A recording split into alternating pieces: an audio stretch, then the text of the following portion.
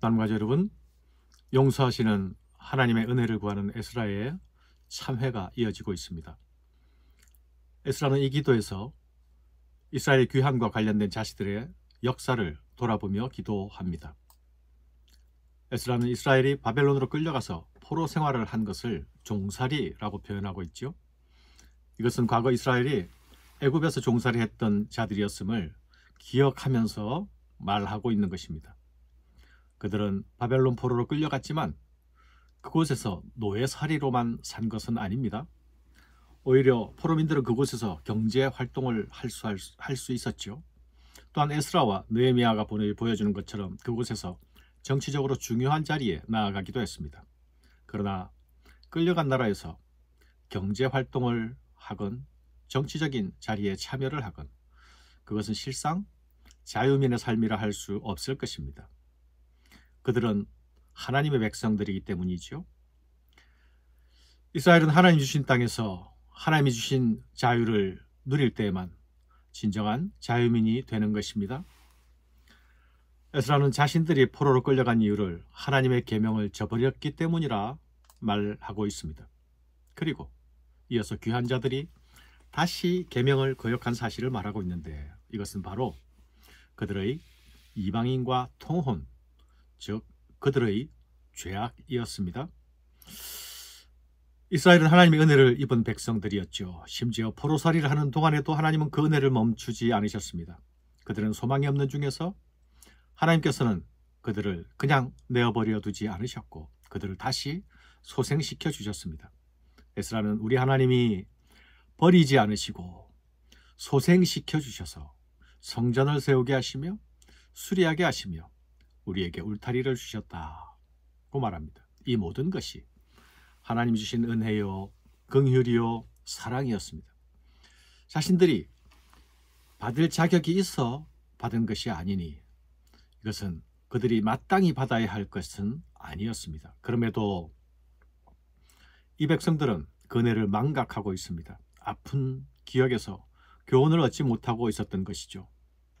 징계의 자리에서 돌아서자마자 다시 은혜를 잊어버리고 방종의 길로 나아가고 있었습니다. 사랑하는 여러분, 하나님께 받은 은혜를 기억하는 것은 앞길을 튼튼하게 하는 일이 됩니다.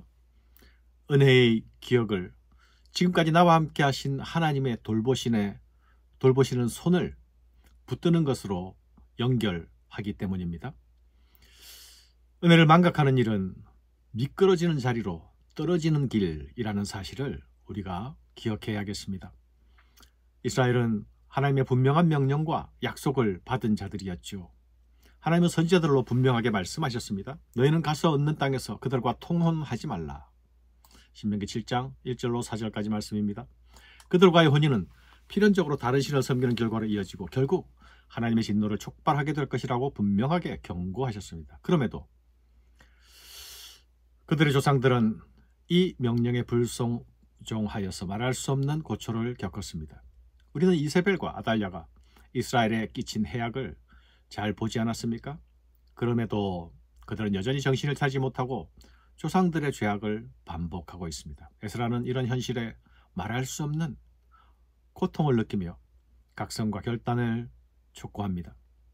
우리의 약한 행실과 큰 죄로 말미암아 이 모든 일을 당하였사오나 우리 하나님이 우리 죄악보다 형벌을 가볍게 하시고 이만큼 백성을 남겨주셨사오니 우리가 어찌 다시 주의 계명을 거역하고 이 가증한 백성들과 통혼하오리까? 그리하면 주께서 어찌 우리를 멸하시고 남아 피할 자가 없도록 진노하시지 아니하시리까? 사랑하는 여러분, 죄에 대한 자각은 말씀의 거울 앞에 설 때에 일어납니다. 거로운 역사를 돌아보는 일은 잘못된 전철을 다시 밟지 않기 위함입니다. 잘못된 현실 속에서도 자각과 변화가 없다면 실패의 고통을 되풀이할 뿐이 아니겠습니까? 에스라는 이런 현실을 놓고 하나님의 자비에 의탁합니다. 우리는 지금 하나님 앞에 설 수 없습니다. 우리는 주 앞에 범죄하였기 때문입니다. 이것은 단순한 현실을 인정하는 고백만이 아니죠. 또한 이것은 나는 아무것도 하지 않겠다는 말도 아닙니다. 이것은 하나님께 구할 자격이 없는 자가 감히 다시 하나님의 자비와 은혜를 구하는 태도이죠. 도무지 소망 없는 현실을 내놓고서 의지할 것은 오직 하나님 한 분밖에 없음을 고백하는 행위입니다. 하나님의 은혜만이 우리의 유일한 소망이라는 것입니다. 사랑하는 여러분, 하나님 앞에서 철저하게 무너지는 죄인은 다시 살아날 소망이 있습니다. 오직 하나님의 은혜만 바라고 붙들 것이기 때문입니다.